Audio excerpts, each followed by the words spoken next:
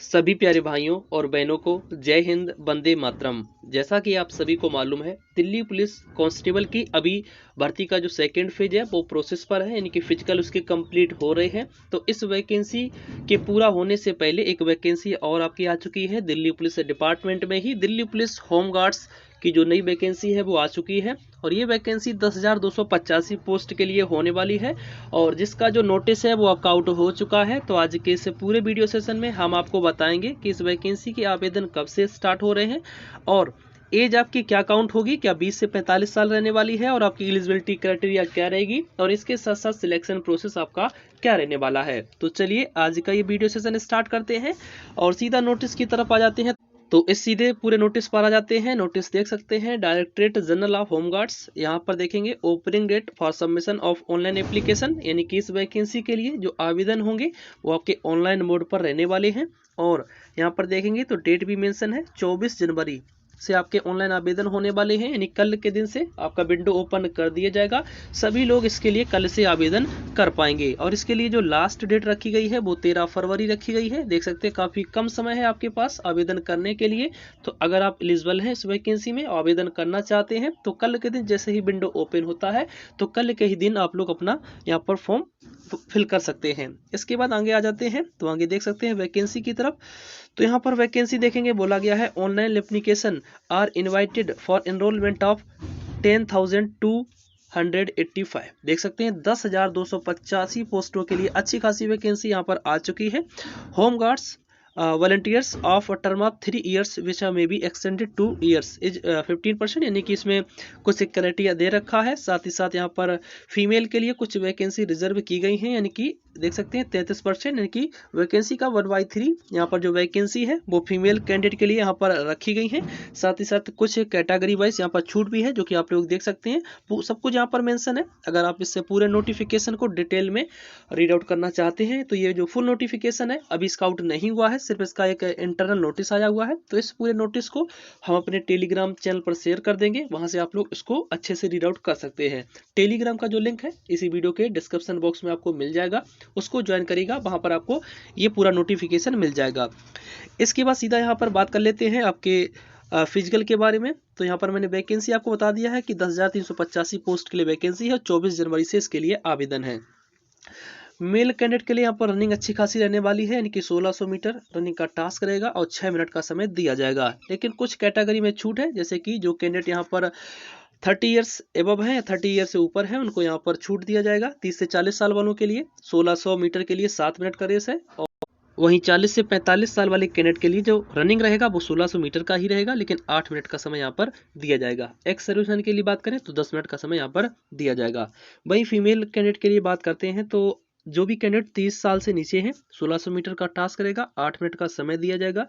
जो भी कैंडिडेट यहाँ पर 30 साल से 40 साल के बीच में फीमेल कैंडिडेट है, इनको भी 1600 मीटर के लिए 9 मिनट का समय दिया जाएगा और 40 से 45 साल वाले फीमेल कैंडिडेट को 10 मिनट का समय दिया जाएगा 1600 मीटर का रनिंग टास्क पूरा करने के लिए। इसके बाद सीधा आगे जाते हैं। आगे देख सकते हैं आप लोग यहाँ पर कुछ दिया गया है, only those candidate who qualify in physical measurement and efficiency test PMET 1600 metre race and measurement of height appear in written test, यानी कि यहाँ पर बोला गया है जो भी कैंडिडेट यहाँ पर फेज फर्स्ट में आपका सबसे पहले फिजिकल होगा, फिजिकल में जो भी कैंडिडेट पास आउट हो जाएंगे इन्हीं कैंडिडेट को फेज सेकंड में रिटन टेस्ट के लिए एंट्री मिलने वाली है। Selection will be made as a per merit which shall be finalist by adding bonus marks whenever application to the examination marks, यानी कि जो आपकी फाइनल मेरिट बनेगी वो आपके रिटन टेस्ट के बेस्ड पर ही बनने वाली है। फिजिकल का किसी भी प्रकार का मार्क्स आपको बोनस के रूप में नहीं मिलेगा। आगे बोला गया है selected candidate will have to qualify medical examination and will be submitted police clearance certified, यानी कि यहाँ पर साफ साफ बोला गया है कि सबसे पहले आपका फिजिकल होगा।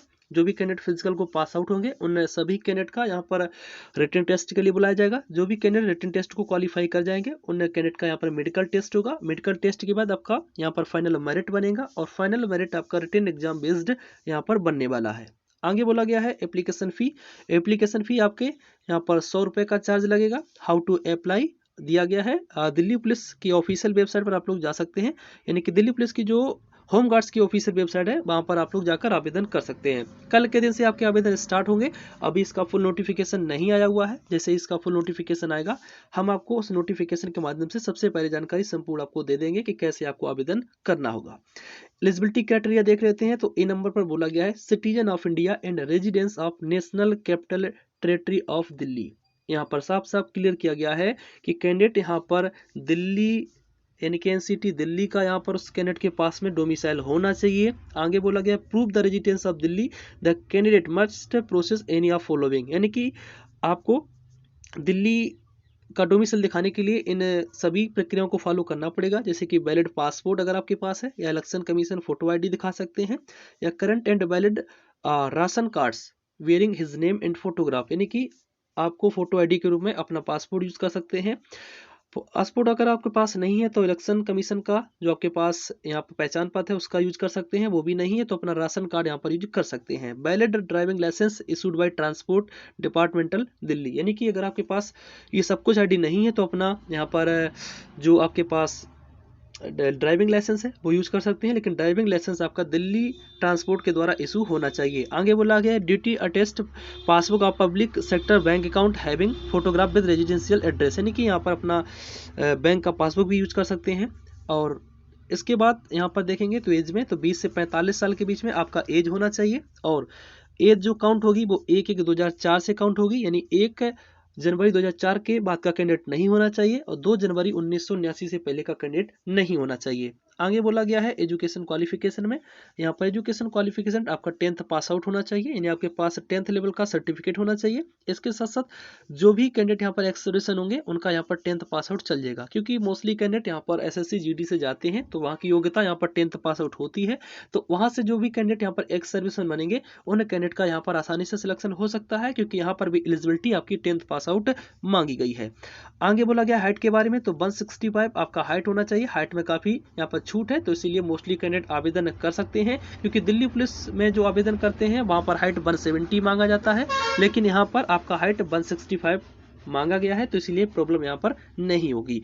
फीमेल कैंडिडेट की हाइट की बात करें तो 152 फीमेल कैंडिडेट का हाइट रहेगा, 165 मेल कैंडिडेट का रहने वाला है। बाद बाकी जैसे ही इसका फुल नोटिफिकेशन आएगा उसमें जो भी चेंजेस होंगे वो हम आपको बता देंगे कि चेंजेस क्या है, कैसे आपको आवेदन करना है। इसके साथ साथ अदर स्टेट वाले आवेदन कर पाएंगे या फिर नहीं कर पाएंगे, इसके बारे में जब आपका फुल नोटिफिकेशन आ जाएगा तभी हम आपको क्लियर कर पाएंगे। तो इसीलिए हमारे चैनल के साथ में जरूर जुड़े रहिएगा, क्योंकि आपको यहाँ पर सबसे पहले जानकारी मिलती रहेगी। हमारा जो टेलीग्राम चैनल है उसको भी ज्वाइन करिएगा, लिंक डिस्क्रिप्शन में मिल जाएगा। साथ ही साथ चैनल पर पहली बार जुड़े हैं तो चैनल को सब्सक्राइब करके बेल आइकन जरूर प्रेस कर लें। मिलेंगे सभी लोगों के साथ में किसी नेक्स्ट वीडियो अपडेट के साथ में, तब तक अपने सभी प्यारे भाइयों और बहनों को जय हिंद, वंदे मातरम।